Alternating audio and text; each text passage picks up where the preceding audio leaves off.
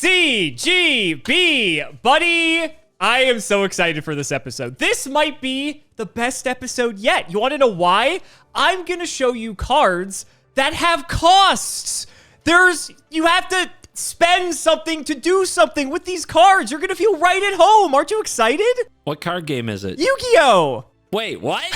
you have costs in your game? Wait, why? Okay, so they're all bad, is what you're telling me. Well, like they're all fine, bad. Nobody plays them. Video over. Is what you are going to have to figure out today. I am going to be showing you cards, some old and some new, what you like to call Yu-Gi-Oh and Yu-Gi-Oh 2, respectively. So I'm going to show you some cards, and some of these cards have been banned. And so you are going to tell me if you think at any point these cards had to be banned. Sound good? Yeah, great. Okay. Some of them for sure have been. 100%. 100%. 100%? Yes. Some of these are. Okay. Yes. All right. Okay. All right. You said you're feeling sick, so let's have this card help you out. Let's see if this can help you out.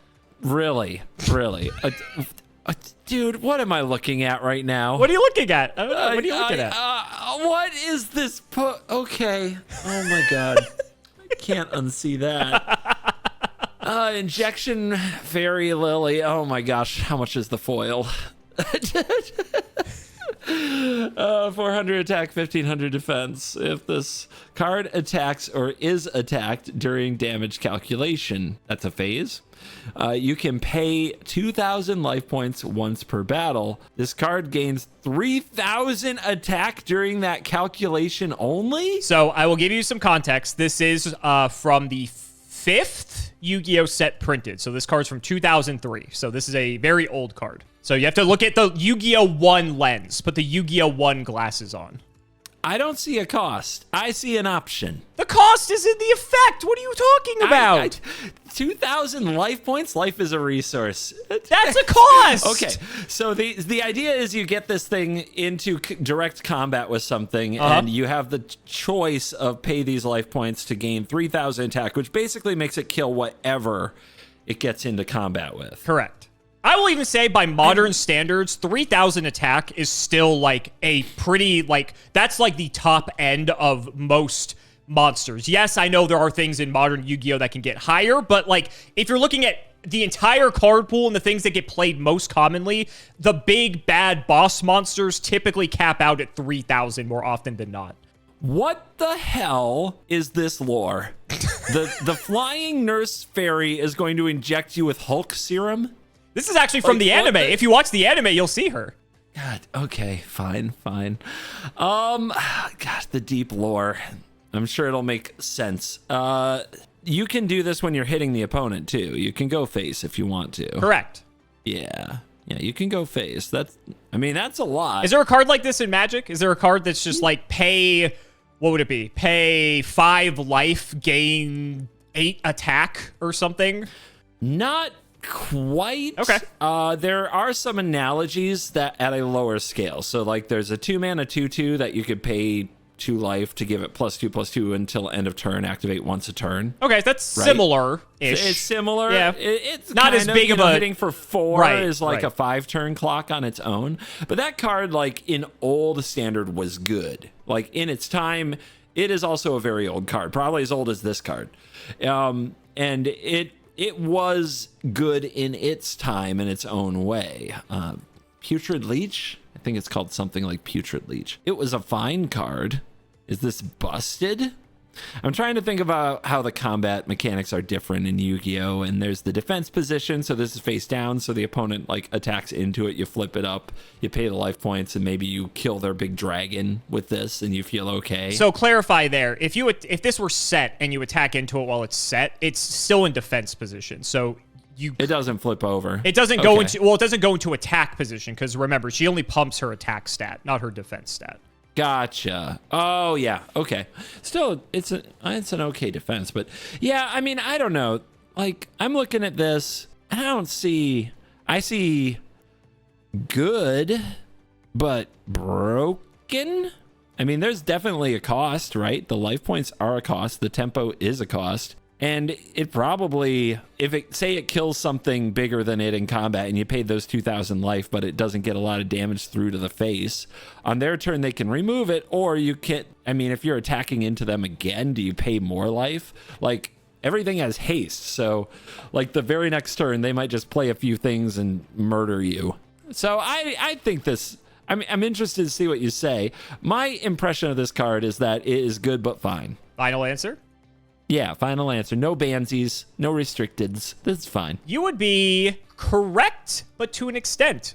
This might shock you. Fairy Lily was limited in the TCG, and actually, for I think one format, I think it was banned in the Asian territories, which is crazy. Fairy Lily is an exceptionally good card. And like you said, at the cost of 2K, you could pump her up to 3,400, either be able to take out their biggest monster, which for the most part in older Yu-Gi-Oh! You would have to either cheat into play or you would have to tribute summon out these large things. And Fairy Lily gave you a way to deal with it just straight up. And then on top of it, as long as you had the life points to pay if they try to counterattack into the Fairy Lily, you can just pump her up and just make sure that that thing dies too. So she kind of protects herself as long as you have the life points to do so. It's interesting because like initially people kind of looked at this and like older Yu-Gi-Oh! Card game mindset, right? It's like, oh, paying 2,000 life points, like that seems like a lot, right? This is before we really understood, you know, like fundamental card game theory, right? Where life points don't matter and all that stuff. Not to say that it didn't get played or anything like that. It was more of like the playground kids kind of maybe shied away from it because it was, you know, paying 2,000 life points is a bit risky. But like the good players were like, oh, this card's nuts. Not to mention it is searchable through a million different ways. Being level 3 randomly was relevant as well. Being Earth also was randomly relevant as well for this card. Just a phenomenal card. Actually, one of the hardest cards to pull out of the set that it was printed in. We call that a secret rare from the older sets. And to this day, this card will still fetch a pretty penny if you want like one of the original copies. And you can imagine it is definitely, it is an anime waifu card for sure. For sure. So you are correct. You are correct. Am I correct? Wait. Because you said it wasn't banned. Correct. You said it wasn't Yeah. banned. You said it wasn't Yeah, banned. I did. That's what you're going Okay. based off of. That's what you're All going right, based I'm off. just making sure because sometimes it's like, well, this was this in this territory and not that in that territory. So you're We always go wrong. by the TCG All right. for our game. So, but I did think it was interesting. This card got banned for one format in the Asian territory. That's fascinating to me. And for people who didn't know that, Okay, next up. Dimension Fusion spell card. This art is cool. It is a cool art. Look at, yeah, it's bopping around. I like that. All right, pay 2,000 life points, and both players special summon as many of their removed from play monsters as possible. Removed from play monsters? That is banished before they formalize the term. Oh, God. So, all right. In your case, exiled. All right. So this, you can have up to 3 of these. Mm-hmm. Yeah, this is like your payoff of some kind of a deck that somehow combo banishes all your monsters. Either goes through and somehow banishes your graveyard, banishes your hand, banishes your deck. There's probably something that does that. The both players is the creepy part because it does, like, it's one of those things where I guess you have to take it out in the mirror, but then does your deck work at all? Or is it just something that you can do so fast that you can get so early that this isn't a problem? When did this card grace us with its dimensional presence? It's another early card. I believe it was the first set in 2004, if my memory serves. So we're a year later from Injection Fairy Lily. Eternal format, over time, is there a deck that is like perfect at like milling and banishing and stuff? But that's the weird thing, is a lot of the cards you've shown me that do like the most busted things and the whole graveyard is second hand thing, it's like, do we even want the extra step? Just reanimate your graveyard. What's wrong with you? Why would we reanimate the banished pile and give our opponent something? But it feels like over time there's got to be something. There's got to be something that let us, I don't know, go through our deck and like banish 5 things. And I'm trying to think of all the stupid cards you've shown me and how many of them just banish the hell out of your cards. I don't know for sure. I mean, this is obviously a potentially busted end payoff thing of, now here's all this stuff. It all has haste. It can all attack. It can all smash you. And if your opponent didn't banish nearly as much stuff because either they're not playing this deck or because you set yourself up for all this, then this card can be a mega payoff. Is that what this game needs? I figure it's powerful enough that at some point it probably had a deck. It feels like in Eternal format, at some point it had a deck. And if you can like basically create a whole board out of one card after doing the Yu-Gi-Oh! 2 of special summon, special summon, special summon, special summon, special summon, special summon, banish all this stuff, play this, bring it all out, swing, you win. Mm-hmm. Like this does, you know how sometimes we talk about like, did this card need to be restricted? Did this card need to be banned? Was this just a layer in the archetype? Like you ban this, you kind of solve that archetype problem. So I can see a case and a world where this is restricted or banned. I don't know if it ever got there, but I want to assume in an Eternal format that can happen. If you tell me that this is just bad, it's probably because the graveyard reanimation combo-y stuff is so much better and the banishing combo stuff just hasn't shaped. But all you need, I swear to God, is one freaking monster that can go through your deck and banish like half your deck, right? And then you play this and you're there. So I'm going to say at some point, God, did they have to ban it? It's kind of a cool combo card. If you restrict it, it makes the deck more difficult. Did they have to ban it? Oh, God. All right. I'll just say at some point this was banned. Let's do it. There's alarm bells here. I don't know if it got there, but let's go with it. So Dimension Fusion was released in a set known as Invasion of Chaos. This was a set that was one of the first sets to really focusing on banishing or removing things from play. And so there were plenty of big payoffs that ended up doing this. And so you said, why would you kind of go through the extra steps when you could just get it from the graveyard? Well, this was kind of like a mass way to bring everything back, and there wasn't like a mass way to do that from the graveyard. There was plenty of cards that brought stuff back from the graveyard, but not everything. And so this was a payoff for a deck that could take advantage of it, and this card was busted as fuck. This card is so degenerate that it is still banned today. You got it right, CGB. You are 2 for 2. This card's never coming off the ban list. One thing you may have missed is that it says both players special summon as many as possible. If your opponent doesn't have any, then it's like it's one-sided, so it doesn't matter. It's still just one of the craziest cards ever printed, and so much so it only had a more recent reprint because they did sort of a throwback set where they're trying to reprint some old cards. This card only had like 2 printings prior to this, so you're actually looking at like the almost original version of this card, which is funny. But yeah, this card is nuts. This card is insane. Yeah, as many as possible can be a high number. Yep. Well, actually, in Yu-Gi-Oh, it means only 5, because remember, we do only have 5 zones. But 5 is, when everything is haste, 5 is enough to still kill you, which is all that matters. There was decks called Reasoning Gate decks, and that would take advantage of this. They try to get all their cards into the graveyard as fast as possible, then banish a bunch of them, and then play Dimension Fusion to bring them all back and just kill in one fell swoop. Very popular deck. And there's so many ways to abuse this card now. They're never unbanning this card. It is too good. It is way too good. All right, you're 2 for 2. Let's see if you can keep it up. The Wall of Revealing Light is a trap card. Continuous trap card, specifically. Continuous trap card. When you activate this card, pay any multiple of 1,000 life points. None of your opponent's monsters with attack equal to or less than the life points you paid can attack. You pay like 3,000 life points and you shut down all injection fairy lilies and such. Well, fairy lily would go to 3,400, so you have to pay 4,000. But well, of course, yes. Aside from that, yes, your logic of how this card works is correct. Yes. Okay. I like the concept. The control mage likes the concept. I was about to say, I feel like you would like this card.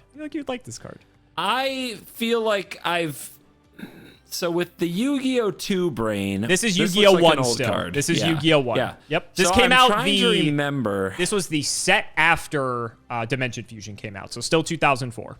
I need to go back to some of the toxic cards you showed me and remember whether or not continuous traps get removed in this game.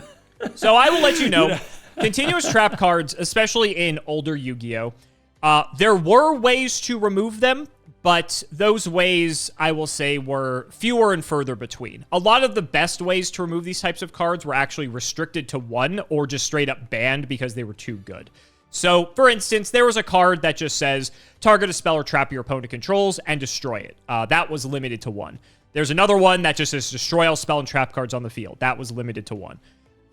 There was like a monster that had the ability to pop a spell or trap card. I'm giving you like the best of the best. There's like other ones that are a lot worse that sometimes people would play.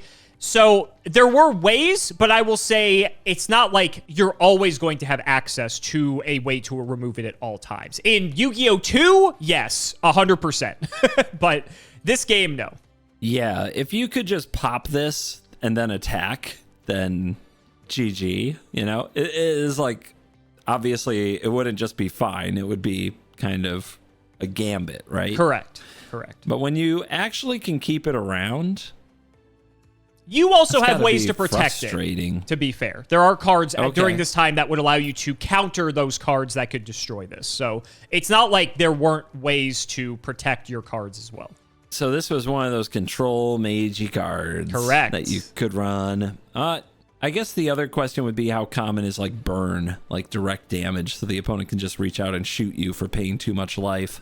Burn exists, but burn was not the ideal strategy by any stretch of the imagination. At this point, the best decks were just good stuff decks, where you kind of just mash together some of the best, like Injection Fairy Lily, Pot of Greed. You would kind of just mash all these good cards together. Maybe they had a little bit of synergy, but for the most part, it was just, you're just kind of playing good stuff. There were burn decks, but like I said, it was fewer and further between. I don't feel like I really don't remember from many of the things we've done, like a lot of the monsters with weird power spikes. It seems like, you know, they get into the 3,000 range. Like I said, 3,000's typically, especially old Yu-Gi-Oh! 3,000's the top end, 100%. Yeah, so it's really easy to kind of predict what we're doing here and just slam this down on that number. And if you can do that early on and they just can't attack, I can see how taking a phase of the game away from somebody could be wonderful. I mean, toxic. Yeah, I imagine having this like on your first turn could just make people miserable. Especially since it's one-sided. You can attack. You don't have to play like a creatureless control deck. Correct. You can just shut down their side. I don't know how great it is in multiples other than just if it's that good to have it on turn one, you want it in multiples so you get there. Or if one gets destroyed. Granted, you have to pay the cost again. Yeah, pay another 4,000. See what happens. Is this busted? It feels like it shuts down the main win con of the game. It feels like it does it in a way that is somewhat permanent and might just be the whole game on its own, which is miserable, which means people wouldn't like it. They'd want it banned. If you restricted this, how much worse / better is it? I don't know. Are there ways to tutor trap cards? At this point in Yu-Gi-Oh's history, I will say no. So you basically had to draw it. It could be okay in a restricted circumstance. You also have to have it like really early. You take 1 or 2 bumps, and this probably just doesn't do what you want it to do. It also restricts how much life you can pay elsewhere. Unlike a lot of these life pay cards, it's kind of like you have to have the life for this when you draw it. It just doesn't work. You're torn on this one. You're torn. I can see so many ways that it could be fine, but like all of the signposts you're giving me are, this is not fine. Okay. And I think that's when I think of Magic as an eternal format, and I compare this to Magic cards that say your opponents can't attack, like Moat and Propaganda and things like that. The universalness of the format is like, just blow it up, just remove it, or just burn your way around it, or just use an alt wing con.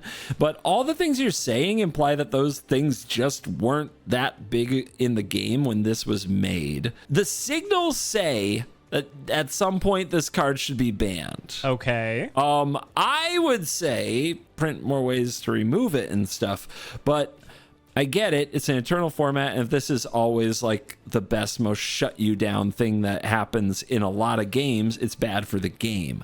I still think restricted might be fine, but then it's just as painfully annoying that they had this on turn one, but then maybe it's harder to build your deck around it, in which case, like, I could see it being fine, but I don't know. The signposts are saying banned, so I'm going to go with it. The signposts are saying banned, so you're going to go with it. Final answer. Yep. Did I ever show you this card?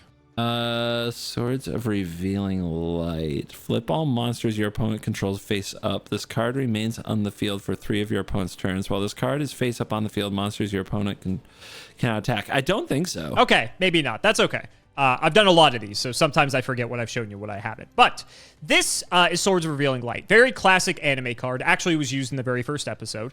And as you can see, Wall of Revealing Light is based off Swords of Revealing Light. The whole purpose of Swords is so that your opponent can't attack for 3 turns. And very powerful card, so much so that it was actually limited to a singular copy just because of the fact that it slows the game down for a very long period of time. It's essentially a draw 3, if you think about it, over the course of 3 turns if your opponent doesn't have a way to out it.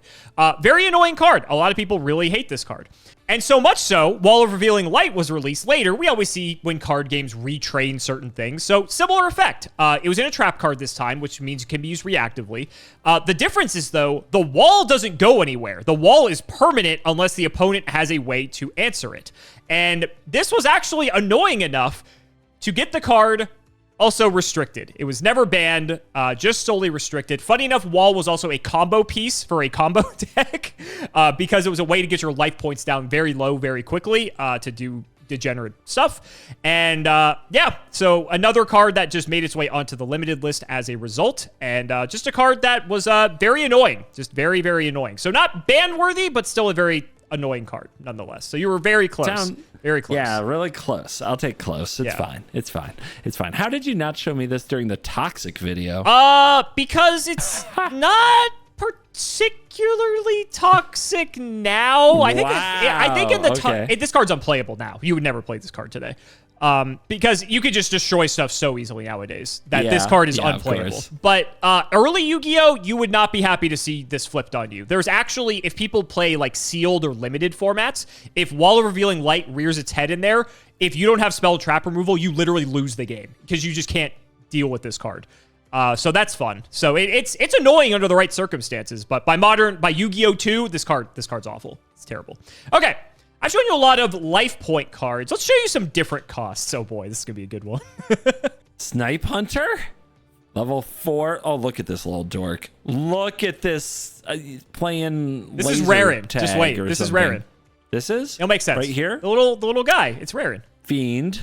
I am with it so far. You can discard 1 card to target 1 card on the field. Roll a 6-sided die. Destroy the target unless you roll a 1 or a 6. Okay. It's Rarin. RNG boy. They love their RNG. RNG boy is here. Okay. Sweet. Sure. Oh my goodness. Attack is 1500, defense is 600. You can discard 1 card to target 1 card on the field to roll a 6-sided die and destroy the target unless you roll a 1 or a 6. The cost is that sometimes it doesn't work. You have to discard a card. That's a cost. Graveyard's a second hand though. You're putting it together. I can't, spell it all out for you. If you're trying, it's level 4, right? So that's like the level you can normal summon. Correct. If you're going to play a normal summon Dark Fiend, you want it, I'm assuming you want it to be close to a level 4. You want to enable some kind of reanimation, get the thing out of the graveyard, of which there are plenty. So I'm sure that's been a strategy like through all of Yu-Gi-Oh history. So if you want to enable that, discarding to this isn't a bad thing, and you might just destroy something. There's a good chance you destroy something. It's a 66%. It's fine. It's a fine chance that you destroy something. Like, you do it because the discard is something you wanted anyway, and some amount of the time you're going to destroy what you need to destroy. The only question whether or not this card is good, if there are other ways to do the same thing at higher value. Like if there were a card that just said discard 1 card and draw a card, right? That would be much better. Remember, this is Yu-Gi-Oh! When you say draw a card. I know, that would be insane, right? So there's got to be, but basically, you know what I mean. There's got to be a payoff that's better. I don't think this card gets banned, though, either way. So if we're playing the game of banned or restricted, this is a cool enabler, and I think it's fun. So I think people run this. Also, interaction, like, obviously this is early Yu-Gi-Oh, but it feels like this kind of interaction is way better than the trap card that just shuts down attack, that you guys can go back and forth sniping each other. The only problem I see is if everybody was playing snipe all the time, would it get annoying? And then I think about that and I'm like, no, I bet they'd let that run. I bet that would be okay. I bet they do that. It doesn't seem that bad to have interaction. And the graveyard outlet, there's probably another way to do the graveyard outlet, but this one seems good. I'm going to say this card is fine. It's a good fine. Like, I bet this got play. I don't think it got banned. Final answer. Yeah. Snipe Hunter, we like to refer to as the worst, best Yu-Gi-Oh card they've ever printed. There are times where this is this was delivered from the heavens for how insane this card can be. One thing you may have missed is that this does not have a once per turn clause on it. So if you want to pitch 4 cards to nuke 4 of your opponents, you can. Conversely, if you miss 4 times, that can also happen. And there are plenty of clips on YouTube of people throwing their whole hand to Snipe Hunter to pop 1 card that determined a game, and they missed 4 times in a row and they lost. So this card is very polarizing depending on who you ask, and a very phenomenal card. A lot of people would actually say this card's really well designed because all the attributes of it, the fact it's dark, level 4, the stat line, 1500, all of this is relevant, actually. It makes it very tutorable. It makes it a good normal summon. 1500 is like a pretty okay attacker. Like, if you just need to get some pressure on your opponent, like, you're happy to have a 1500 guy. This card could have 0 attack, and it probably would have still seen play. But everything you said, the fact that it's a discard outlet to set up, the fact it's not once per turn, so it's like arguably like a multi-discard outlet, so you can do some even crazier stuff. This card did see play. This card saw a lot of play. So much so, was only restricted, not banned. You got it. You got it. But yeah, it got restricted, if you can believe that. This card was actually good enough that it was annoying enough that it got limited to a singular copy. Which you would never think about a card that has this like 66% chance to go off. Honestly, like, most of the time you're setting up a combo that if you pop the thing, it's almost a bonus. You want to have it pop something, of course, but for the most part, decks were designed. This card's like from 2006, I want to say. Most of the time, decks during this point just needed some enablers to get stuff into the graveyard. And Snipe Hunter was the best card at doing that. That happened to also pop something in the process. So you're like, hey, we'll take it. So actually, by Yu-Gi-Oh standards, this might shock a lot of people watching this. This card was phenomenal. This card was actually really, really good. I should have figured that out, that it was restricted, because there's only one rare in. I'm sure he'll be happy to hear that. All right, next card. I think we're actually moving a little bit into Yu-Gi-Oh 2 here, I want to say. I don't think we're done with all the Yu-Gi-Oh 1 stuff, but we're definitely moving into some Yu-Gi-Oh 2 stuff now. All right, let's see what you think about this one. Left arm offering? No! Oh, no, God, no! Okay, spell arm. Oh, I'm not good with decapitating limbs and heads and things. Oh, no. You found my weakness. All right, Jabus. Look at that art. I'm cringing already. I can't. Anyway, if you have 2 or more other cards in your hand, banish your entire hand, add 1 spell from your deck to your hand. You cannot set spells or traps during the turn you activate this card. You have to banish 2 or more cards from your hand. Ouch. Add 1 spell from deck to hand. You cannot set spells or traps during the turn you activate this card. They built in some kind of restriction on spells and traps because they're basically saying what you fetch is either something you're going to cast on a future turn or it's a monster. Well, right? It only adds spells. 3 types. Oh, it only gets spells. Oh, it has to be something you'd play on their turn. Maybe a board wipe or something that blows up everything, which you've shown me some of before. You have to have 2 or more other cards in your hand to play it or to get anything from it. Best case scenario, you're banishing 2 cards and using this as a third. It's a 3 for 1. It is a 3 for 1. You wanted cards with cost. I'm bringing you the cards with cost. In Magic, a 3 for 1ing card like that as a counter spell didn't see play, but a 3 for 1ing card like that gained control of an opponent's spell did see play. Interesting. 3 for 1 to gain control of something? Wow. Okay. Well, on the stack, so it didn't even enter. So you got its enter ability and everything if you stole it. Yeah, which was a pretty big deal with the card. And I wouldn't say it got huge play, but it's all especially in play. I play it in Brawl all the time.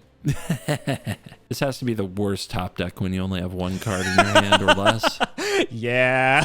This has to be the worst, dude. And card draw is not very plentiful in our game. It doesn't seem like it can win you the game that turn. Seems like that's not possible. Want me to help you out a little bit? I don't know if I even need it. Okay. All right. That's fine. Sure. Help. Look, you showed me the banish card that got banned. I bet this was sweet if they were together ever. I will let you know. Someone can correct me in the comments if I'm wrong here. I do not think there was a single card printed prior to this that searched/tutored you any spell in the game with this minimal of effort. Minimal. The hoops you had to jump through to mimic an effect like this were completely ridiculous, I will say. And I might be forgetting something, but I'm fairly certain this was a very unique effect for the time this card was printed. In terms of, again, the effort, this was probably if you were trying to tutor any spell, this was like your best option to do so. This screams to me pre-sale bait. Pre-sale bait. Okay. They wanted to sell whatever set this was. And everybody's like, oh my god, and then they come out and they play it and they draw it when they have one card in their hand and they're like, this sucks. Thank you for your money. Come again. Because it's either like, oh, this card was insane, you can have 3 of it, so you can do it on turn 1 and set up like a 2-card combo and win the game or something, and then hope your opponent has no 1-for-1 interaction with that thing, because that would wreck you. Am I crazy? Am I gonna say this is fine? I feel like this would be fun. Maybe it's fine. What if it is fine? Magic had tutors and unrestricted tutors. This has a lot of restrictions. Magic had unrestricted tutors early and often, and they even have some really good tutors in standard now that see no play. None. This is an eternal format, so maybe the banish deck, any spell can put together a number of different combos, but that's a high price, dude. Look, there's some alarm bells on like endless combo things, but I think the things that you would get that would just win the game on their own would just like also get restricted or banned, while this is just kind of a card that puts you like, I bet the being down resources is a cost. I bet this card is, I bet it has its place, but I bet it's also a nightmare. I bet people put it in their deck, tried it, and were like, ugh, no thank you, before too long. As soon as somebody actually adapted to play cards that in some way countered the strategy of what they went and got because they had the brilliant idea of what they're doing with this, and the first time they ran into the right trap card, it was over. It was over. So I'm going to say, I'm crazy, but I'm going to say it's fine. Final answer. Yeah. Left Arm Offering is nuts for the decks that want it. Let me explain. There are several spell cards that have been released over time throughout Yu-Gi-Oh's history. Also one around this exact time that Left Arm Offering was printed. I do not think that was a coincidence. That basically said, if that card resolves, you win the game. For those who are wondering, I'm talking about that Grasslook Screener specifically. And effectively, Left Arm Offering reads as copies 4, 5, and 6 of any spell card you want in your deck. It does have a high cost of banishing 2 other cards in your hand at minimum, and using the Left Arm Offering to get it. But if that card resolves, you are going to win the game anyway, so it doesn't matter if you go 3 for 1 to find this exact card. So much so that there are several combo decks that will use Left Arm Offering because they want to get to that combo piece to allow them to win the game. But this card is fine because it's only good in those decks. Yep, you are correct. You are correct. Okay. Most decks will not. Most decks will not. Dude, most decks will not touch Left Arm Offering. Glazing it up so hard. I was. You were glazing up those abs back there. Oh my goodness. Oh my goodness. You are correct, though. No other deck would want to touch Left Arm Offering unless they are a very specific combo deck that has a spell card win condition that they're trying to resolve. But I will say, when you are playing against an opponent and they activate this card and you don't have a way to stop it, you feel your heart sink because you know you just lost the game. And it's like, it doesn't matter that they just lost all these resources because it's just, game over. It's over. It's one of like the worst cards to play against. It's so, the emotions. You could just see the color drain from your face when it gets resolved. I believe. Tutors are scary. They are. Well, and again, in our game, everything's free, right? So you're kind of connecting with Dimension Fusion. I wouldn't be surprised if Dimension Fusion was legal. I would not be surprised if people would left arm for Dimension Fusion. Like that is like the power level of card we are talking that left arm is trying to search. And again, in Yu-Gi-Oh, you can do a lot on your very first turn. So you will happily, again, if you're going to banish 3 cards and get 5 monsters back from Dimension Fusion, who cares? So, dude, are you kidding? Does that not sound like the most busted deck? Oh my God. Do it. I dare you. Yu-Gi-Oh, I dare you. All right. Next up, you got it right. Let's see if you can keep it going. This is the thing, right? I watched one match of Yu-Gi-Oh. I actually saw a match. One of the games had more than one turn in it. I know everything now. You do. It's all coming together, baby. You do. It's all coming together. All right. The Red Reboot. It's a trap card. When your opponent activates a trap card, negate the activation, and if you do, set that card face down, then they can set one other trap directly from their deck. For the rest of this turn, after this card resolves, your opponent cannot activate trapped cards. You can activate this card from your hand by paying half your life points. You pay half your life, which is good, because if you're at 1,000, you can go to 500. Beautiful. If you're at 2, you can go to 1, whatever. But you can always cast this, is what I'm saying. Correct. All right, that is important. You can also just set it and activate it normally and not pay half your life points. But yeah, okay, yep, legit. So yeah, well, hand traps. This is Yu-Gi-Oh! 2 card, isn't it? Now you're learning. Yeah. Okay, so the opponent does get to search for another trap if they have another trap.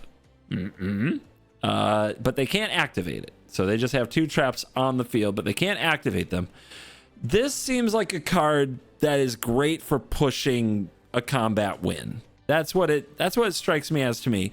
Or for pushing through a combo if they're going to use some kind of a trap card that hinders your ability to use your graveyard or something like that. This is a push through your game plan card.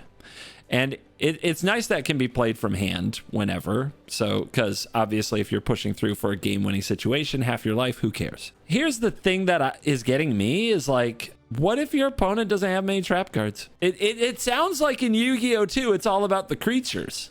It's all about the monsters, man. I'm seeing these hand traps. I'm seeing these cards that go and go and go. It seems to be all about these monsters. Is this card too narrow? Because literally, you could put this in your deck. It sounds like they could have a game where there just aren't traps. There's a lot of other types of interaction, in which case you just wasted a card. And it does seem like the Yu-Gi-Oh! 2 cards you've shown me that just can remove anything or shuffle back anything or banish anything. I could see this as a sideboard card in the right matchup, but I don't see this as a broken card that needs to get banned. So I'm going to say it's fine. Final answer. Yeah. Red Reboot, I will say you are, I think you're learning, CGB. I think we're getting somewhere. So Red Reboot is a very interesting card. So the thing with this is I think you're 100% correct. Most of the time, you are using this to basically push through an OTK to win the game on the spot. Or, you're just trying to get through their stuff. And yes, there are cards you could play that just like destroy their thing, but this card just shuts it all down and they're not allowed to do anything. You are correct, I will say, with Yu-Gi-Oh! 2 in that, for the most part, monsters are the name of the game, and spells are pretty secondary to that. And traps have sort of taken a back seat, and that's just because mechanically you have to set them face down for a turn in order to actually use them. So they inherently just have a much slower mechanic, right? The thing is, though, you actually pointed it out with the sideboard. The sideboard, when we go into games 2 and 3, if we're not really playing trap cards in our main decks, we might bring them in games 2 and 3 when we know we are going first. Because when we know we're going first, and if there are these powerful floodgate, stun type effects that we can do whatever we want to do and then flip this card that makes it that our opponent can't play the game, that's something that you're going to want to abuse only when you know you're going first. Because going second, that's not going to help you at all. So going first, games 2 and 3, that's a strategy that is very common in Yu-Gi-Oh! 2, where people are going to try to find more degenerate ways to just win the game without the opponent getting much to do. Red Reboot is a way to actually push through these types of effects because you're able to use this from the hand and just shut all your opponent's stuff down. And not only just shut down that one card, but all of their cards that are trying to stop you from playing. I will say in older Yu-Gi-Oh! 2, if you want to look at it that way, so like late 20-teens Yu-Gi-Oh!, trap cards were still played in some quantity. I will say as the game has aged, they fall more and more out of favor unless there was like a deck or decks designed to take advantage of trap cards. I'm thinking Paleozoic, Labyrinth for people watching at home. But Red Reboot was actually so toxic and so frustrating that it's actually banned still to this day because it basically made it so that combo decks, which Yu-Gi-Oh! Is already very like combo-centric in a lot of ways, it made it so that anytime opponents would try to stop these decks from actually doing the thing that they want to do, Red Reboot was this sort of like, no, fuck you, I don't care about what you're doing, and I just get to kill you and just like ignore everything you're trying to do to interact with me. So it's kind of weird because it's like the opponent's kind of doing a degenerate thing, and then you're like the person who's also doing a degenerate thing gets to say, no, you don't get to do your degenerate thing. It's kind of weird. I don't know. But the card is it was banned. It's really hard to describe. It's like, if you've played against it, you could understand why this card is so irritating. But it basically just invalidated trap cards, period, just straight up. And so because like they couldn't use any other trap cards, all the other downsides of this card don't matter most of the time. Trap cards were already down bad, and this just made it worse. So I think they just removed this card from the game solely to at least give trap cards a chance. Because with this card in the game, there's almost like no reason to play traps. So very interesting card. But I think a lot of people like this on release, and then as they played with it, they're like, oh, this card is really annoying because my opponent just reboots me. I just lose the game. Fun and interactive. Yay. I don't know. This one's a bit polarizing, I feel like. I want to see what the comments say about it. Yeah, that's a really weird one because I can think of a lot of cards in Magic that have kind of a, okay, you can't use your effects on my turn, so I'm going to push for a win now. And I don't banned? Like, wow. Yeah. I don't know, man. That's kind of wild. It's an interesting one for sure. I will say that there are some trap cards that are really difficult to interact with that Red Reboot would check, and there's not really many other cards that have a similar function in that sense. For people watching, I'm talking about like Dimensional Barrier. Like, there's not really ways to like stop an opposing Dimensional Barrier like on your first turn, but Red Reboot was one of those ways, and so they took that away, and I don't know.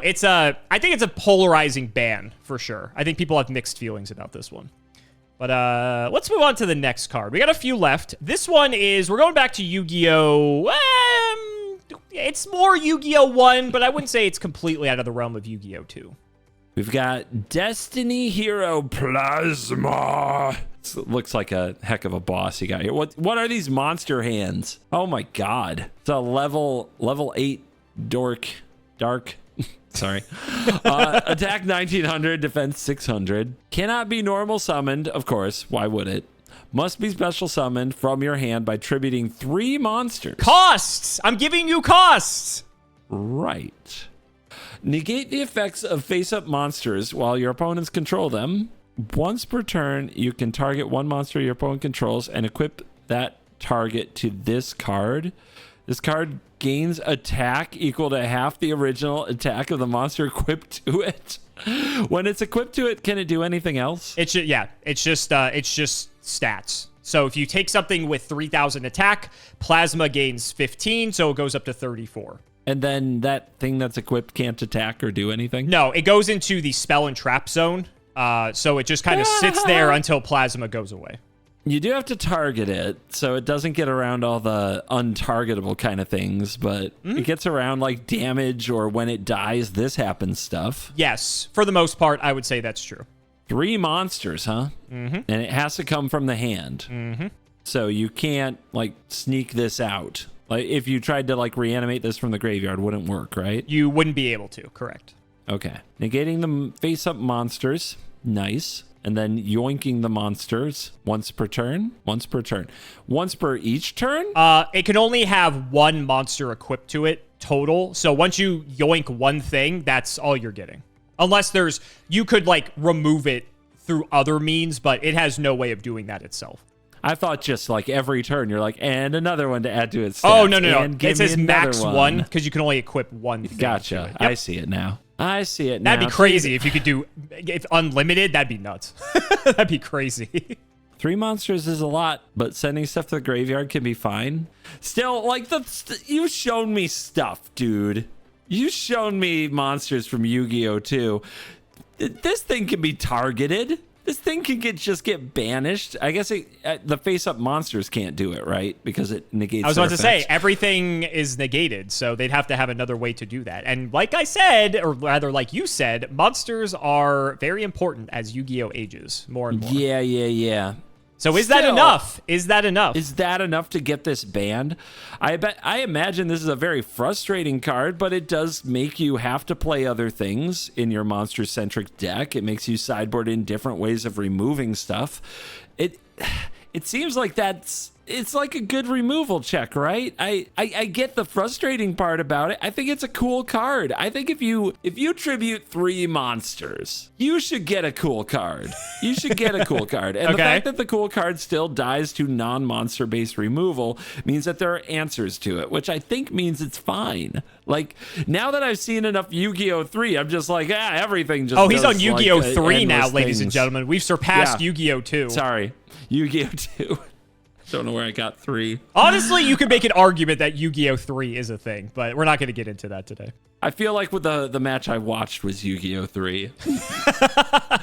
I'm going to say, I mean, I can definitely see it being an exciting card, but given the other things you've shown me that have basically been like pay these costs, dies to removal. There was that one that like when it hits, draws a bunch of cards.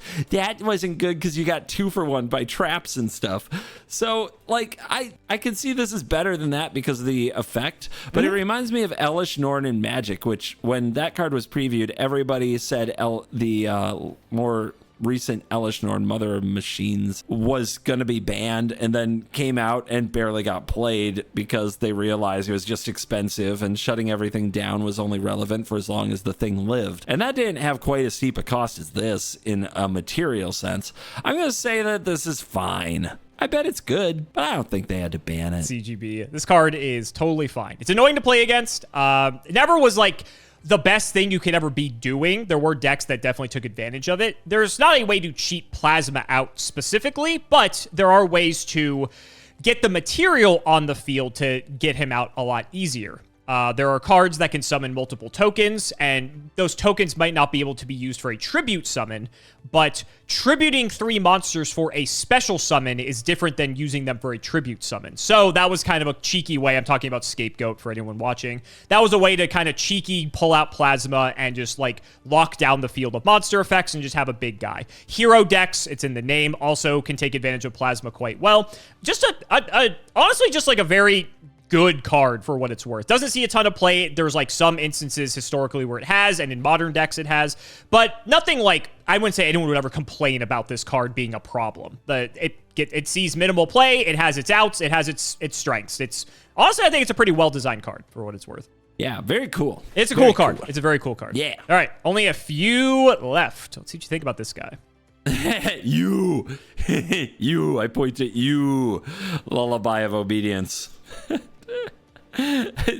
Wait, is this person singing? Like, I have no idea. I have no idea who this even is. This is a spell with way too much text. Let's get into it. Pay 2,000 life points and declare 1 monster name. Your opponent looks at their deck, reveals one of the declared monsters if there is any. Again, you guys trusting each other is weird. And chooses one of those effects to be applied. The declared monster is added to the hand of the player who activated this card. The player who activated this card special summons the declared monster from their field to their field in attack position, ignoring its summoning conditions. Oh, I see. So let me give you the short of it. So what? Okay. You would basically say the name of a monster. I would look at my deck, and then I decide if I want to add it to your hand or special summon it to your field in attack position. Oh, I get it now. Do you? I think I do. Okay. It goes to something from your deck to my hand or battlefield. Correct. Your choice. But I get to pick where it's going. Isn't the problem... Okay, this is like an inbred meta card where if we're all playing the same deck with the same fusion-y elements or summoning conditions, then you can get something great. Because what if they just add it to your hand and you can't play it?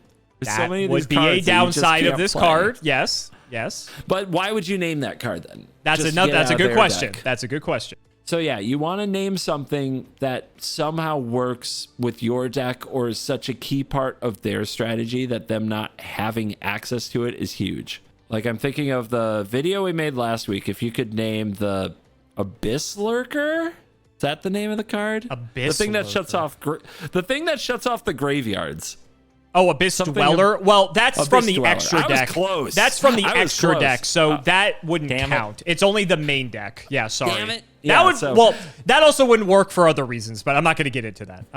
Bro, That was you can cute only though. tell That me was I'm cute. wrong in so many ways. I just tried No, to be you know what? a Yu-Gi-Oh I gamer. think was the audience. cooking. I think the audience will be proud that you even thought of that even though it was wrong. The fact that you even thought to do that, I think they're going to be proud of how far you've come. God, we're in the third grade all over it. You are completely wrong. But good effort. Participation trophy. Yay! Good effort, little Danny. You did okay. Yeah. Jesus. All right. So I clearly don't know what the hell you're supposed to do with this. Do you even think this is good? I'm just curious. Do I think this is good? I mean, it is draw a card. In its way, it is draw a card.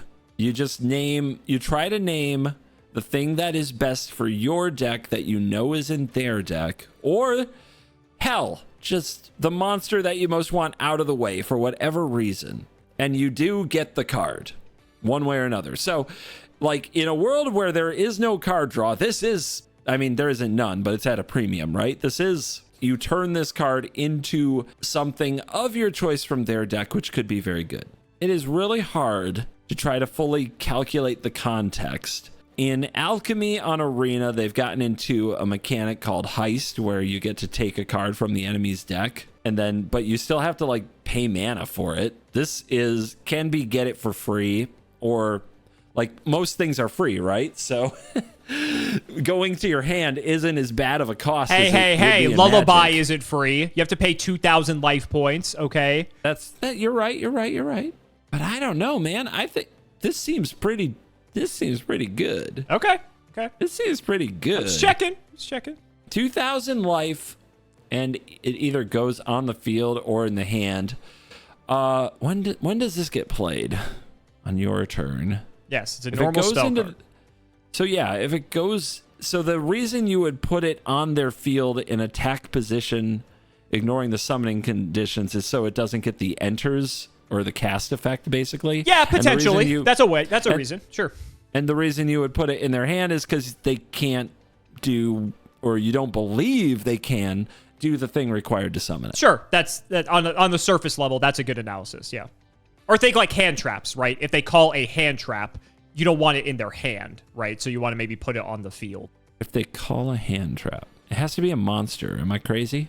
Right. Remember, a hand trap is a monster. Yep. Sorry. Sorry. Yep. You're learning okay, still, but okay, you okay. remembered. No, man, I think pay 2,000 life, take important thing, tutor opponent's deck for important thing is good. I imagine it leads to some really potential games of them taking things out of their deck inside boarding and things like that. But I don't think that that's really that big of an option. These decks seem like high-tuned machines at that point. Cutting your most important cards seems ridiculous. If there's something I'm missing on this, it might be the value of the extra deck. Just the fact that the things in the extra deck are what you'd actually want, kind of like what we talked about with Abyss Dweller. But I'm gonna say this card is good. Okay. Gosh, did this card? How recent is this card? This is a pretty new card. Let me take a look actually, because I do not remember. 2016 actually. It's older than I thought. 2016. It seems like a very good card. It seems like if it had to be banned, probably the thing they're naming is the problem. If that makes sense. I see what you mean. Yeah, I see. You're banning the thing that's the problem instead of the thing that gets the thing. Yeah, I get it. I think this card, this card also is one of those where playing too many of them might get you in trouble because of the life point payment and just because they run out of what's in their deck. You don't get to look at their deck. They look at their deck. So you don't know the contents. And this is a card that could get you in trouble in multiples. I could see this being another good candidate for restricted because it reduces the amount of times you have to do this effect. And people who like doing this effect too much just might overdo it for everyone.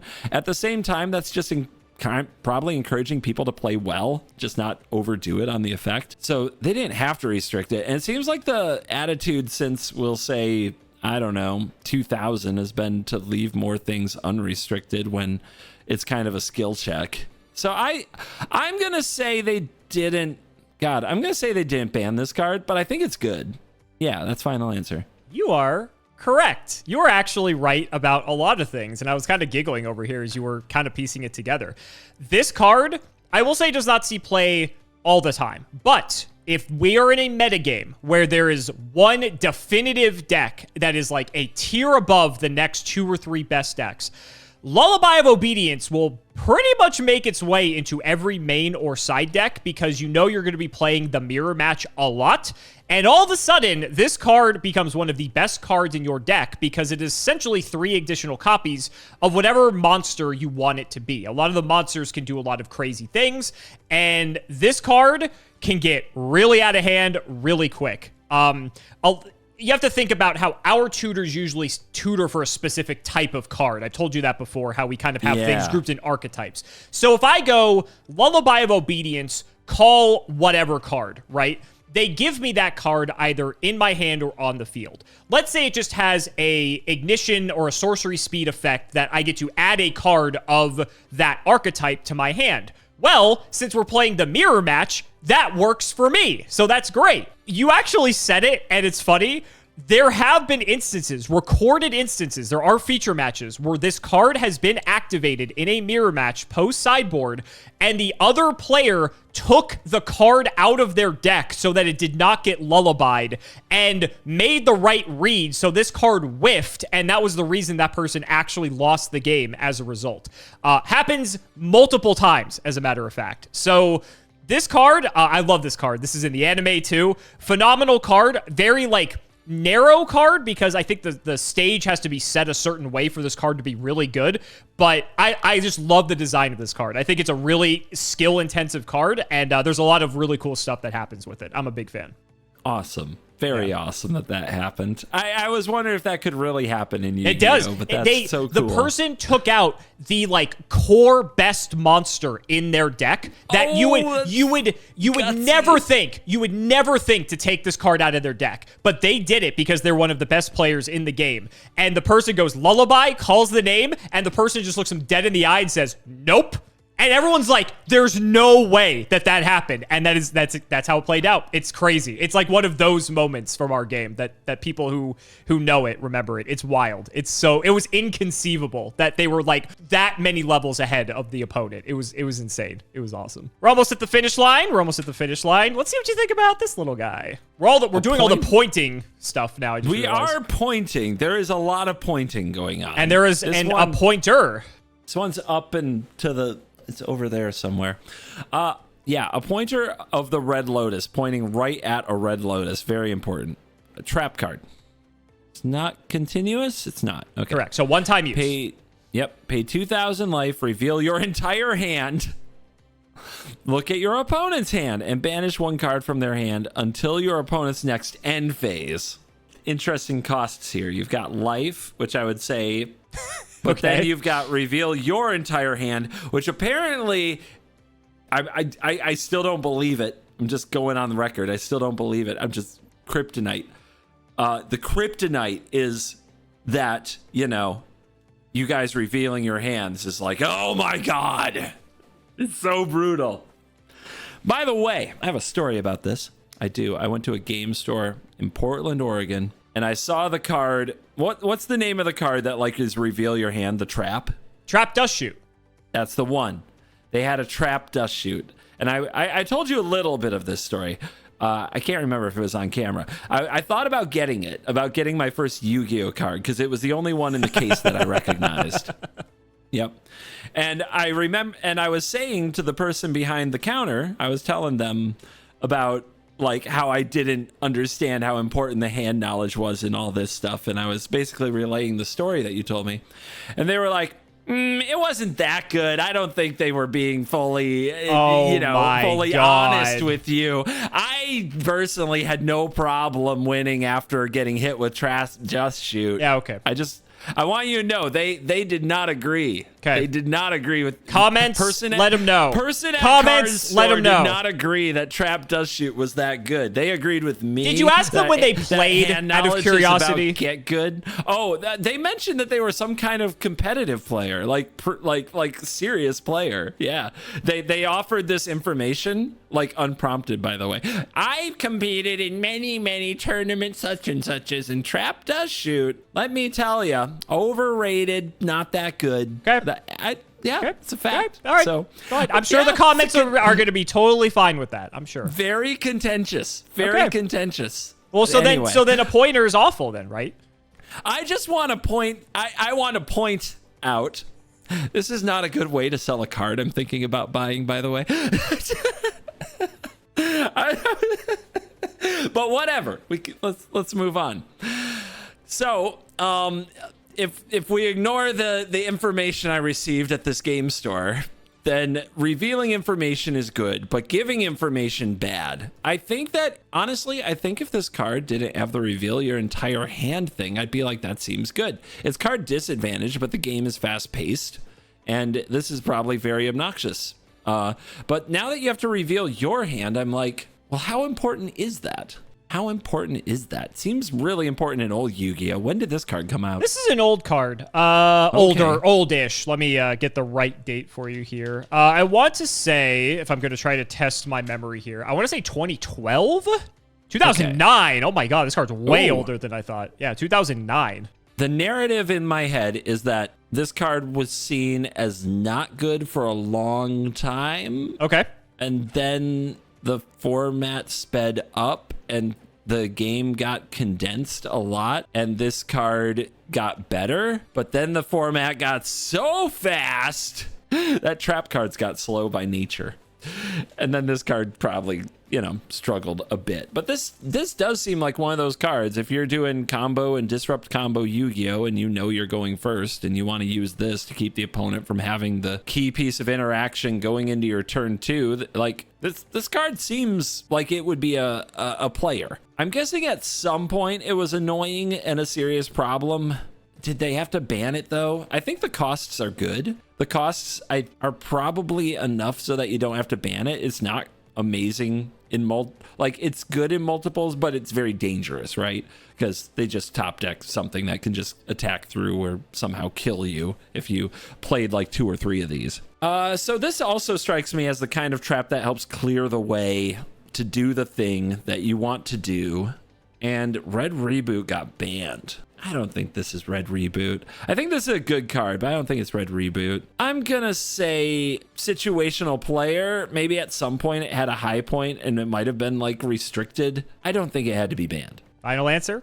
Yeah. You have learned nothing, my young grasshopper. Guess not. You know the cardinal rule of Yu-Gi-Oh! We do not mess with the opponent's hand. It doesn't matter how bad the card is. We do not mess with the hand. And Appointer of the Red Lotus, I will say you were correct with the history of this card. On release, this card was horrible, unplayable. This was bulk. No one ever looked at this card because it was just absolutely garbage. Then, like you said, Yu-Gi-Oh! Sped up. And going back to the Red Reboot discussion, this is one of those cards that would come in from the side deck, potentially, that people would play their deck, do their thing, and then set Appointer of the Red Lotus. On their opponent's turn, their first turn, they would draw for turn. You would flip Appointer of the Red Lotus, look at their hand, and now you find the one card in their hand that is going to give them a chance to fight against you, banish that for the turn, and now they basically aren't going to win the game, and you win as a result. Because not only did you get rid of the only card they had to possibly fight back, or at least the best card at doing so, but now you know every card in their hand, so it's basically like everything's telegraphed. Like there's no hidden information anymore. You know what they have and what they don't. You know what to negate and what not to negate, and that's it. And as a result, this card started seeing widespread play. And now it is banned, and it's still banned, and I gotta be honest with you, it's probably going to stay banned because Yu-Gi-Oh! Does not mess with hand destruction. Yeah, I guess not. If there are any, random Yu-Gi-Oh player at card stores in the comments to let me know that this also is totally fine, I would appreciate it right now. I will say the reason you also saw that Trap Dust Shoot in the case is because the retro format, Edison format, which is the most popular retro format, still Trap Dust Shoot is still legal at a singular copy, and the second most popular format, Goat format, it's legal at 3 copies. So it's not a surprise you saw it there. So it's banned for us in modern or like actual Yu-Gi-Oh, but for people who play retro formats, it's still legal. Excellent. Alrighty. And there's not many printings of it either. So it actually, for like a common, it can be like $10, which is a bit excessive. But final card. Messing with hand, too good. Correct. Sure. That was a check. Speaking of skill check, that was your skill check. Final card, CGB. Oh, I see. None of the other ones were. Thank you. Correct. That's the only one that mattered. But this one, this will be your ultimate test.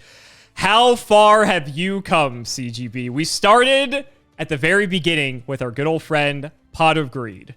Tell us what you think about this card. Pot of Desires is a spell. Banish 10 cards from the top of your deck, face down, draw 2 cards. You can only activate 1 Pot of Desires per turn. 10 cards, huh? Mm-hmm. How many cards you get? 40.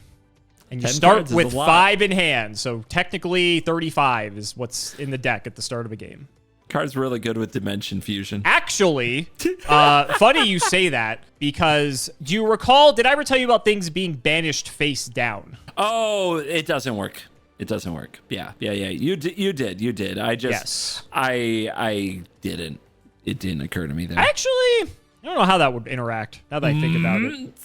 Ignore it. Dimension Fusion's banned. Ignore it. I don't think it works, but there are very few cards that can interact with like face down banished cards. So when did this card come out? This was, I want to say 2017, 2016. Let's see if I'm right.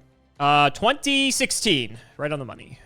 What happens if you don't have 10 cards in your deck? Do you lose? Funny you should ask. It's actually a cost to banish the 10 cards face down. So you banish the 10 cards, your opponent gets to respond and possibly negate this, and then you get to draw the 2 cards. Okay. Is it possible to build a deck resilient enough that if you banish like a third of it, I'm thinking, after you take some of your first turn, that you don't lose all your win cons or combo-rific pieces and you can still just win? Like this card is probably insane in a deck that can be like all pieces that get stuff from the extra deck. I also just realized kind of redundancy. I didn't answer your question. You cannot activate this if you don't have enough cards to banish. So you need a minimum of 12 cards because you need to have banish 10 and then have 2 to draw. Actually, I think you can just deck yourself if you don't have 12.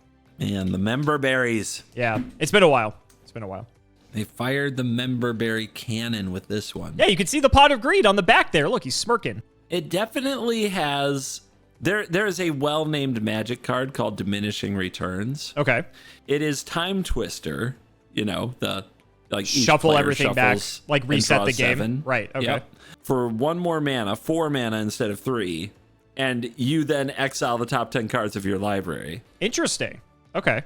It was not nearly as good as Time Twister. I'm shocked, truly. That surprises me. It was a lot worse than Time Twister. Nobody really played it, and in the decks where Time Twister was good because you could basically recycle everything, Diminishing Returns was dangerous. You exile the wrong things, now you can't win. And that strikes me as what I'm looking at here. It's perfectly acceptable to resolve one of these. Okay. I feel like resolving more than that is probably virtual insanity. Okay. Your deck becomes unfunctional.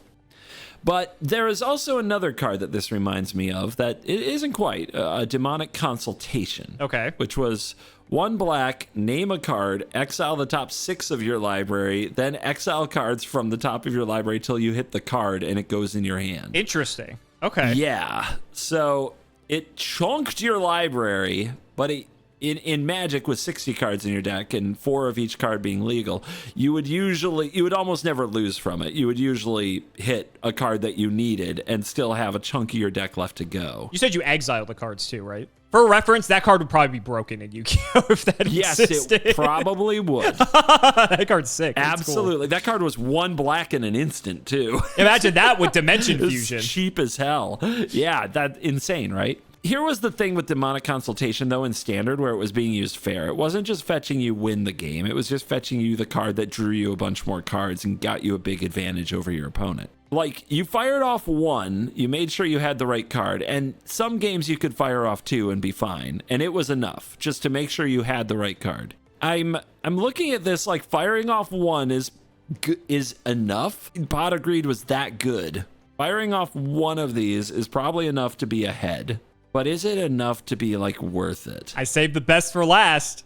You wanted costs. You wanted costs. It's a cost. It's a hell of a cost. I don't think I can't see a world where you'd have to, if people are playing 3 of this and they draw multiple copies, it seems like their deck might just not even function. Like, maybe they could exile, they could banish well enough to, like, pull it all together for an epic turn, but it seems like things would get bad really fast. So I don't know if you would you run 3? I mean, that's pretty crazy. What a great question, CGB. What a great question. But that's the thing, right? You just want your 1 to go off and then never draw another one. Maybe you banish them. Maybe. Exactly, but you know how the shuffler is fine, right? Like, you would play 1 of these, banish your 10 cards, then you would draw 2 of these. Pot of Desires be like, activate Pot of Desires, banish 10, draw 2. Fuck this game! I imagine people were very excited about it.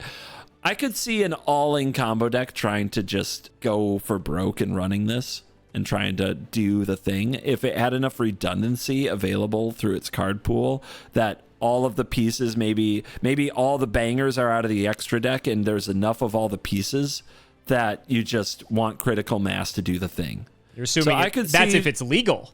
Yes, if this is legal, I could see an all-in deck with all the pieces that could run this, but it seems like a really specific deck. It feels like your toolbox decks, your versatile decks, your decks that try to, like, zig and zag could probably run 1. You'd run 1 and try to get away with it, right? So, like, did this break that other deck just because it had access to free draw 2 to the point where it could do the thing it needed to do 2 consistently? It's possible that this still had to be banned, but I could see that. I honestly see that this in modern Yu-Gi-Oh might be a self-fulfilling thing of people who run 2 or 3 of these. They're messing around and they find out, you know, like they kind of get what they deserve. God, am I gonna say this is fine? Are you? The other thing is there a combo that's like, if you have no cards in your deck, you win the game? Because Magic has those. And, you know, I will help you. That does not exist in Yu-Gi-Oh! Yeah, because if that did, I'd be like, oh, yeah, just do this. That would be busted. I'm going to go with the diminishing returns philosophy. And if this is banned, it's because they built a deck that was just so redundant that it was able to do this thing. And they were like, easier to restrict this than restrict all the pieces. And that's okay with me. But I'm going to go with the diminishing returns. I'm going to go with the member berries. I'm going to say this is actually fine. Final answer, CGB. I love being wrong, so yes. Let's do it. Let's talk Pot of Desires. This is a very, very interesting card to talk about. So when they announced this card, there was a very divisive, polarizing conversation that sparked in the community because the banish 10 cost on this card. For one, obviously, like you thought about, like banishing a quarter of your deck, let's be honest, it's closer to a third if you only have 35 cards, is a lot. It's a very, very steep cost. But a lot of people saw that as such a downside that they never wanted to play with this card. But it is, at its core, it is Pot of Greed. It says draw 2. To the more skilled players, people identified that the Banish 10 doesn't matter because you might not see those cards anyway, and this card still just says draw 2. The biggest downside, realistically, is if you're playing a deck that's reliant on having certain cards in the deck to, like, as part of a combo or something like that, if those get banished and the deck doesn't function, then obviously that's a card that Pot of Desires doesn't belong in. Depending on when you look at the format of, like, when this card was released or, you know, later on, if your deck doesn't have an Achilles heel where, like, banishing a key combo piece matters, there's no reason not to play this. It's draw 2. The other restriction is you can only activate 1 a turn. Honestly, like you said, you kind of want to resolve 1, and any other ones, like, it's not uncommon to resolve a second. You would never resolve a third. It says draw 2. It's Pot of Greed, and that's phenomenal. But that discourse throughout how viable this card was actually affected this card's price on release. On release, this card was maybe like $30 or $40 because a lot of people didn't think it was very good. Then the first tournament took place and everyone was playing it and everyone's like, oh, it's draw 2, it's Pot of Greed. So the card shot up to be like $120 or something like that because people realized Pot of Greed is legal again. So it's phenomenal card. Never had to be restricted though. It is, I believe the worst it ever was at was 1 copy. I think it might be at 1 in Master Duel right now, funny enough. But we have so many ban lists, it's hard to keep track. But I do think it's been limited previously. Never banned, though. It's cool because they've basically taken the spirit of Pot of Greed and reincarnated it into several of these new pot cards that say draw 2, but then they have some severe downsides. So we have this card, Pot of Desires, and then there's other pots that have similar effects, but have other major drawbacks in some way. So when people are deck building now, they can decide which of these draw 2 cards best suit their deck. So that way there's like some diversity in the different types of card draw that are available. Pot of Greed, obviously just being too generic, was just way too good for the game. But if you have these cards that have costs and downsides, look, you actually have like somewhat of a balanced game. And in some instances even, the Banished 10 is a positive. I'm going to show you this card real quick. This is a really funny example. Ooh, Gren Majudu Iza. This card's attack defense become the number of your banished cards times 400. Yeah. Okay. So this actually allowed Gren Maju to become this going second OTK deck because Pot of Desires immediately banished 10 cards from the deck. And so this card's attack stat by base was 4,000. And there's several other cards that could banish 10, 15 cards at a time to make this thing's attack go into the stratosphere. And you just one punch man your opponent. This deck actually got second place at our equivalent of a Pro Tour. And it's Pot of Desires is part of the reason for that. It was a rogue strategy. It wasn't like anyone was expecting it. But that's like one of the cool stories that we have in our Yu-Gi-Oh lore. But it's all thanks to partially thanks to Pot of Desires. So I thought this would be a fun one to end on when it comes to the discussion of costs. Hell yeah. I like this. This is a good one. It's a very well-designed card. It's a very well-designed card. I like the idea of playing this card. I also love the idea of like the discourse and then the first event. As soon as you start seeing this card in action, you're like, oh, no. Yeah. It's great. And it does have its downsides, right? Like if you draw multiples, it's not fantastic. I think one thing you may have overlooked, I forget, is Magic's deck count hard capped at 60? Like it has to be 60 or can you go above? You can build a larger deck. Okay. Can you do that in Yu-Gi-Oh? You can. So our minimum is 40, but you can go up to 60 if you so wish. Is that a done thing for this card? I would do that. It wasn't done for this card. There is a reason people would build 60 card decks. But this card also being a reason to resolve multiple Pot of Desires was not uncommon to also play in addition to that other card. And it was good because then you could resolve multiple Pot of Desires, right? So just another like interesting quirk about this is that it did inspire some different deck building to a capacity.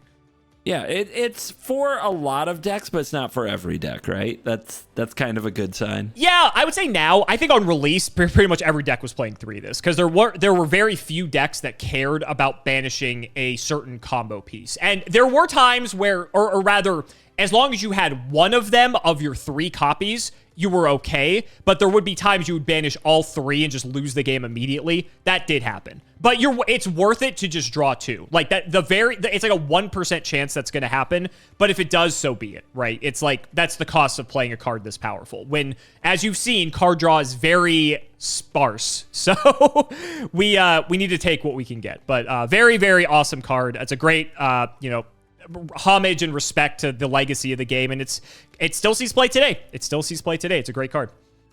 Well, if there's one thing that you should know about me, it's I will go through a lot for a draw 2. So guys, that's going to wrap it up for another video. I really hope you all enjoyed. Let's go ahead and shout out the patrons for all of their continued support. So shoutouts to Shoutout1317, Tim00x3, MBT Play Medolce, Moto, Cameron L. Smith, The Synchro Guy, Pony Stark, Dan the Man Hoban, Little Fadeleaf, Draconic, Dylan Rare Hunter, Brian Dancer of Class 7, JW11860, Flannel Daddy, literally all of the guinea pigs, Cheeks McLapperty, Stolfin Amethyst, MBT Cancel Bio Community soon, Cancel Bio Committee soon, Cancel Bio Player soon, Wonder Waffle, Daniel Howell, Electrician of the Ice Barrier, Arco, and Astro Random. Thank you all so much again for watching, and we will see you next time.